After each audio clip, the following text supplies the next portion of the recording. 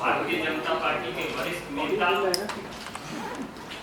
केंद्रीय मंत्री आदरणीय अश्विन वैष्णव जी आपको संबोधित करेंगे।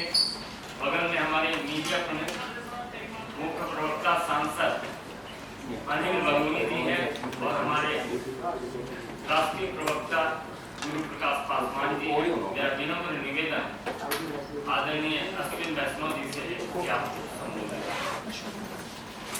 साथियों, माननीय प्रधानमंत्री जी की जो मिडिल क्लास परिवार के प्रति निष्ठा वो निष्ठा समय समय पे हमको दिखाई दी है।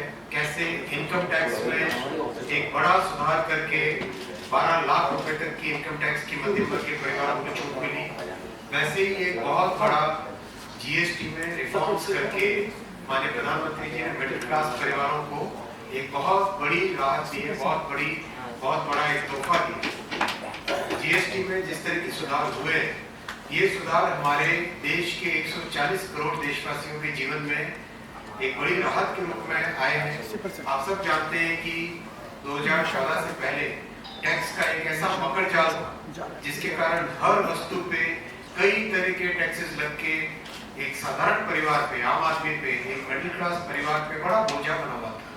जीएसटी से उसके कारण बहुत सारे बेनिफिट्स आए, बहुत एक सिंप्लीफिकेशन हुआ और 6-7 साल के पूरे एक्सपेरिमेंट और पूरा स्टेबलाइज होने के बाद में आज माननीय प्रधानमंत्री जी ने, माननीय वित्त मंत्री जी ने जिस तरह का जीएसटी में रेट्स कम करके एक रैशनलाइजेशन करके और जिस तरह से एक सिंप्लीफिकेशन करके एक बड़ा रिफॉर्म लाए, उस रिफॉर्म से हमारे जन जन के जीवन में प्रभाव आएगा। इलेक्ट्रॉनिक्स की मैं विशेष बात करना चाहूँगा यहाँ पर। घर में आज हमारे किसी भी घर में, मध्यम वर्ग के परिवार के घर में कई तरह के इलेक्ट्रॉनिक्स उपकरण काम में लिए जाते हैं, चाहे टेलीविजन हो, चाहे रेफ्रिजरेटर हो, चाहे डिशवॉशर हो, चाहे माइक्रोवेव का ओवन हो, अपने हाथ में मोबाइल फोन होता है, पावर बैंक होता है, कई तरह की चीजें घर में इलेक्ट्रॉनिक्स की उपयोग में आती है। और जो सोलर पैनल कई लोग अपने घरों पे लगाते हैं, ओवरऑल इन सब चीजों पे टैक्स का बर्डन कम हुआ है। घर में काम में आने वाली हर वस्तु पे कम हुआ ही हुआ है, चाहे किसी ने कहा रोटी, कपड़ा और मकान, तीनों पे टैक्स का इंसिडेंस कम हुआ है। चाहे खाने की जितनी भी वस्तुएं हैं उन सब पे टैक्स कम हुआ है और घर में काम में आने वाली जितनी भी वस्तुएं उन सब पे टैक्स का इंसिडेंस कम हुआ है। ये एक बहुत ही महत्वपूर्ण फैसला मोदी जी का है और जैसा उन्होंने लाल किले की प्राचीर से देश को एक नया विश्वास दिया था, वो उन्होंने उस संकल्प को उन्होंने इस ऐलान से रियलिटी में कन्वर्ट किया। आगामी 22 तारीख नवरात्रि का पहला दिन हम सब के लिए, सभी मध्यम वर्ग के परिवारों के लिए, देश के 140 करोड़ देशवासियों के लिए एक नई खुशी लेके आएगा। जीएसटी के इस रिफॉर्म से ये इसका एक और पहलू है जो आपके सामने मैं रखना चाहूंगा। जीएसटी के रिफॉर्म से देश के आर्थिक उन्नति में भी बहुत बड़ा एक लाभ मिलेगा। अगर हम प्योर इकोनॉमिक्स के पॉइंट ऑफ व्यू से बात करें, हमारे देश की जीडीपी है करीब 330 लाख करोड़ की। इसमें से करीब 202 लाख करोड़ हमारा कंजम्पशन है, 202 आउट ऑफ 350। 202 लाख करोड़ जो कंजम्पशन है, ये अगर जीएसटी के इस छूट के बाद में अगर 10% भी बढ़ता है तो 20 लाख करोड़ का एक्स्ट्रा कंजम्पशन देश में आता है, 20 लाख करोड़ की एक्स्ट्रा जीडीपी देश में आती है।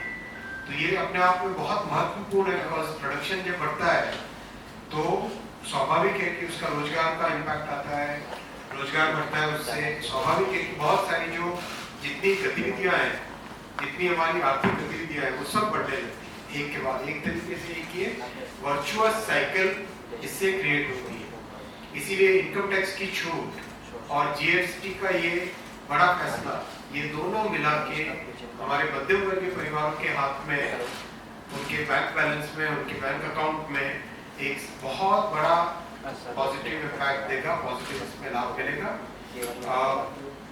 साधारण परिवार की अगर हम बात करें तो घर में जितनी भी बचत होगी उस बचत का या तो सेविंग में काम में लेंगे या ज्यादा सामान खरीदेंगे या कोई ना कोई इन्वेस्टमेंट में काम में लेंगे। और ये तीनों की तीनों जो एक्टिविटीज है, तीनों की तीनों जो आर्थिक गतिविधियां हैं, इससे परिवार में तो खुशियां आएंगी ही आएंगी, साथ ही साथ एक बहुत बड़ा आर्थिक पॉजिटिव इम्पैक्ट इसका कोई दिक्कत तो नहीं है। मित्रों, आपके प्रश्न सादर आमंत्रित हैं। विकास चंद्रा। सर, मेरा सवाल है कि जो जीएसटी में बदलाव हुआ वाकई चाहते हैं वहाँ, लेकिन सामान्य लोग जो गाँव में रहते हैं या सामान्य जगह पे हैं जिनको जीएसटी टैक्स या जीडीपी नहीं समझता, उन तक ये मोदी सरकार का तोहफा पहुँचे, वो समझे, इसलिए पार्टी क्या करेगी, क्या आम लोगों तक जाएगी या क्या तरीका अपनाएगी? देश भर से जन जन के जो फीडबैक आ रहा अभी, जन जन के मानस में एक बहुत एक अच्छी उपलब्धि, एक अच्छी फीलिंग आ रही है कि किस तरह से साधारण उपयोग वाली वस्तुएं वो सस्ती होने लगी। छात्रों से कहीं पर भी आप फीडबैक लीजिए, बात आती है, छात्रों से संबंधित पढ़ाई लिखाई से संबंधित सभी चीजें सस्ती होती है।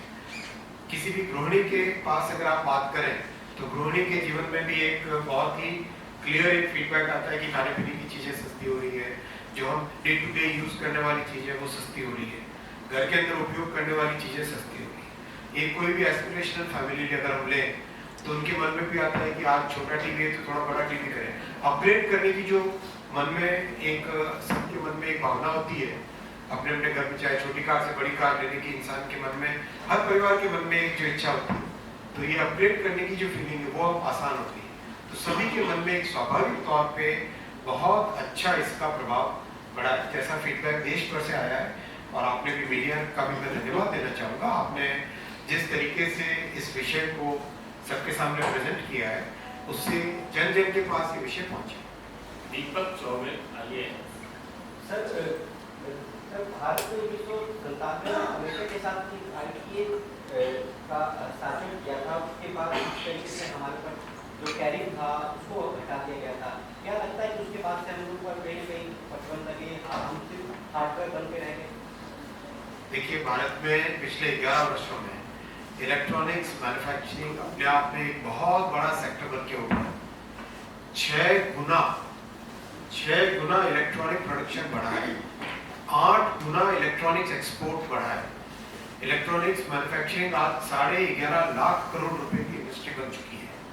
25 लाख लोग इसमें एम्प्लॉयड है। आज 25 लाख एक एक करके हर आइटम देश में आप बनाने लगे हैं। आप अगर मोबाइल फोन लो तो इस मोबाइल फोन के ग्लास, उसके ऊपर कवर, पीछे की बैकिंग, अंदर की चिप, अंदर की पीसीबी, कैमरा मॉड्यूल, हर चीज एक एक आइटम देश में बनने लग गया है। अभी हाल ही में एक सोहना में फैक्ट्री का इनॉग्रेशन हुआ जिसमें मोबाइल फोन के अंदर उपयोग में आने वाली बैटरी, इस बैटरी का मैन्युफैक्चरिंग होगा। देश में 50 करोड़ के आसपास की बैटरी का रिक्वायरमेंट होता है। एक ही अकेली फैक्ट्री से 20 करोड़ जो सेल जो इसके अंदर बैटरी पैक है वो मैन्युफैक्चर होगा। तो एक आइटम को आगे बढ़ाया जा रहा है। अब तो चिप मैन्युफैक्चरिंग भी चालू हो गई है, सेमीकंडक्टर मैन्युफैक्चरिंग भी देश में चालू हो गई है। तो कांग्रेस की वो पुरानी चीजों को आप भूल जाइए, वो युग बीत गया। अब समय है जिसमें आत्मनिर्भर भारत बन रहा है, जिसमें स्वदेशी का सम्मान बढ़ रहा है, लोग स्वदेशी को अपना रहे हैं और बड़े चाव से अपना रहे हैं, बड़े गौरव के साथ अपना रहे हैं। मैं आप सबसे भी निवेदन करूंगा अपने अपने जीवन में यथासंभव स्वदेशी वस्तुओं का उपयोग। अभिषेक। सर, ये हेल्थ इंश्योरेंस को लेकर मेरा सवाल है, इंश्योरेंस को लेकर 18% आप इसको 0 करते हैं, लेकिन ये जो कंपनियां हैं ये कह रही हैं कि 1 से 4% तक इनके रेट इंक्रीज होंगे। उसके पीछे कारण ये है कि इनपुट टैक्स क्रेडिट जो ये क्लेम करती हैं वो क्लेम नहीं कर पाएंगे, जिससे वजह से इंश्योरेंस के दाम बढ़े। ऐसा नहीं है, करीब सारी एसोसिएशंस, चाहे व्हाइट गुड्स की हो, चाहे एफएमसीजी की हो, चाहे इंश्योरेंस की हो, चाहे हेवी इंडस्ट्री की हो, चाहे इलेक्ट्रॉनिक्स इंडस्ट्री की हो, हर सेक्टर की जितनी भी फेडरेशंस हैं, जितनी भी काउंसिल्स हैं, सब ने बहुत क्लियर कहा है कि ये जो बेनिफिट है जीएसटी का जो बेनिफिट है वो सीधा का सीधा ट्रांसमिट करेंगे मध्यम वर्गीय परिवारों को, यूजर्स को, सभी देश के नागरिकों को ये बेनिफिट ट्रांसफर होगा। इंश्योरेंस का बेनिफिट भी ट्रांसफर में होगा। माननीय वित्त मंत्री जी ने स्पष्ट कहा है वो कड़ी निगाह रखेंगी जो भी जीएसटी के बेनिफिट को जन जन तक नहीं पहुंचाता है उसके ऊपर माननीय वित्त मंत्री जी ने स्पष्ट तौर पे कहा है कड़ी से कड़ी कार्रवाई भी की जाएगी।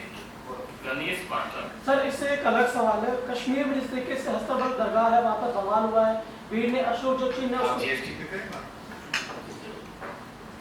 Sir, मेरा सवाल प्रज्ञा, है, प्रज्ञा।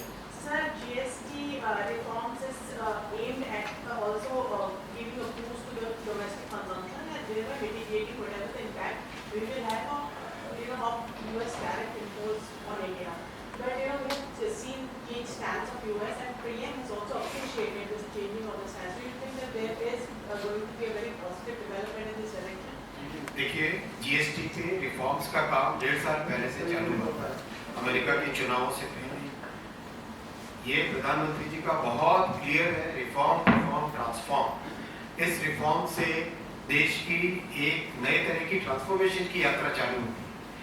जीएसटी के आने से वो भी अपने आप में इतना बड़ा रिफॉर्म था कि आप देश भर में आप पूछो बॉर्डर पे किस तरह से लंबी लंबी ट्रकों की कतारें लाइन लगी रहती थी, आज सेकंड्स के अंदर ई-वे बिल बन जाता है। किसी भी मैन्युफैक्चरर से आप बात करके देखो, किसी भी एमएसएमई सेक्टर से बात करके देखो, बहुत एक मेजर सिग्निफिकेंट सिंप्लीफिकेशन लोगों के जीवन में हुआ है, इसका बेनिफिट मिला है।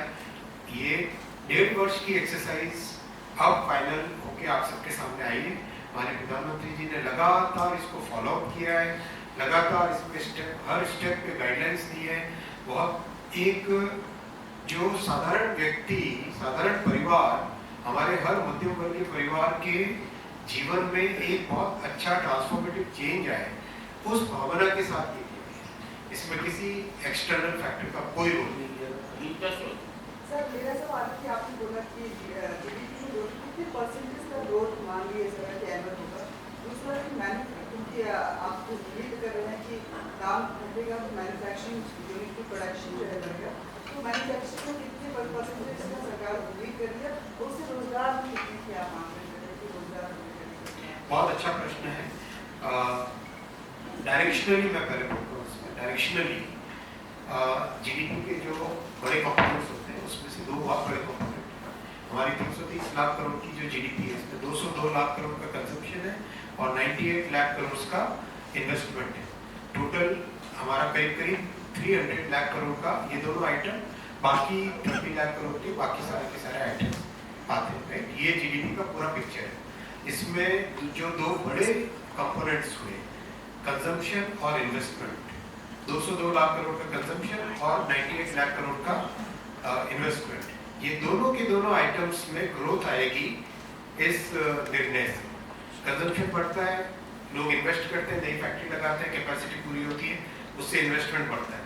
इन्वेस्टमेंट बढ़ता है तो जिन लोगों को उसमें रोजगार मिलता है, जिन लोगों को आर्थिक गतिविधि का लाभ मिलता है, वो ज़्यादा कंजम्पशन करते हैं। तो एक तरीके से ये पॉजिटिव साइकिल चालू होती है। तो इसका एस्टिमेट इकोनॉमिस्ट कई इसका टोटल कर रहे हैं। जहाँ तक ओवरऑल अभी तक का पिक्चर हो रहा है उसके हिसाब से सिग्निफिकेंट बेनिफिट मिलने वाला है इस, लेकिन मूल भावना है मध्यम वर्गीय परिवारों के जीवन में बचत हो, जो हमारी ज़रूरतें हैं, डेली यूज की जितने भी आइटम्स हैं उन सब के दाम कम हो, और जैसे टैक्स के, इनकम टैक्स के निर्णय से जिस तरह से मध्यम वर्गीय परिवारों के हाथ में एक अच्छी बचत आई, वैसा कि वैसा जीएसटी के निर्णय से भी मध्यम वर्गीय परिवारों के हाथ में एक अच्छी बचत है। ये मूल भावना सर, मेरा सवाल ये है कि जो जीएसटी दरों में कमी की गई है उसका फायदा एक्चुअली में पहुंचे लोगों तक, ये कैसे तय होगा? क्योंकि कांग्रेस ने अभी सवाल उठाया, एक ट्वीट किया है जयराम रमेश ने, उन्होंने कहा है कि पिछले साल ही पहले जो मुनाफाखोरी रोकने के लिए जो अथॉरिटी थी वो खत्म कर दी गई अप्रैल 2025 से, तो ये कैसे मॉनिटर होगा? कांग्रेस अपने समय की बातें करें, मोदी जी ने बहुत स्पष्ट तौर पे निर्णय लिए हैं और उन निर्णयों का एग्जीक्यूशन भी किया है। वित्त मंत्री जी ने बहुत स्पष्ट तौर पे कहा है कि she will keep a hawk's eye, very clear focus on making sure that the benefits of GST rate rationalization are reaching the common man, every citizen, every family.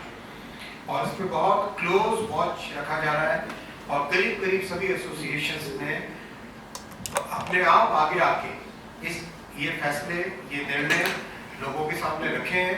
आज आप हर एक पेपर में देखिए, करीब करीब हर एसोसिएशन ने क्लियरली कहा है कि वो जीएसटी के बेनिफिट्स को लोगों तक पहुंचाएंगे। मोदी जी के काम करने के तरीके को आप सब जानते हो। प्रधानमंत्री जी ने एक बहुत फोकस्ड वे में हर चीज का एग्जीक्यूशन किया है और वो फोकस्ड वे में एग्जीक्यूशन इसमें भी आपको दिखाई देगा और जन जन के जीवन में इसका बेनिफिट मिलेगा। कांग्रेस की तरह ढुलमुल नीतियों से काम चलने वाला समय नहीं है। Devesh Sir, Dinesh from Tehran. You talked about the widening of the manufacturing sector increasing the demand. So, we have seen vertical growth in a lot of sectors like defense-related, electronics, and even the pharmaceutical industry. So, what are the steps which are being taken to widen the base of the manufacturing sector? बहुत अच्छा question है Dinesh ji. This is actually very very important for our country. Thank you for asking this question. Manufacturing में हमें 3 level पे देखना चाहिए। पहला level होता है डिजाइन का लेवल, दूसरा लेवल फिनिश्ड प्रोडक्ट का लेवल, तीसरा लेवल है कंपोनेंट्स, मटेरियल्स एंड इक्विपमेंट का लेवल। ये तीनों के तीनों लेवल्स पे एक साथ लगातार सेक्टर बाय सेक्टर काम चल रहा है। मैं आपको फॉर एग्जांपल एक सेक्टर का एग्जांपल दे सकता हूँ, आपको ये 2 सेक्टर का दे सकता हूँ। मान लो टेलीकॉम इक्विपमेंट देश हमेशा इंपोर्ट करता था, लगातार 50-60 वर्षों तक इंपोर्ट करता था। सबसे पहले डिजाइन के लेवल पे रेडियो, बेसमेंट यूनिट्स, इन सब के डिजाइन भारत में हुए। डिजाइन के बाद में फिनिश्ड प्रोडक्ट्स की मैन्युफैक्चरिंग चालू हुई।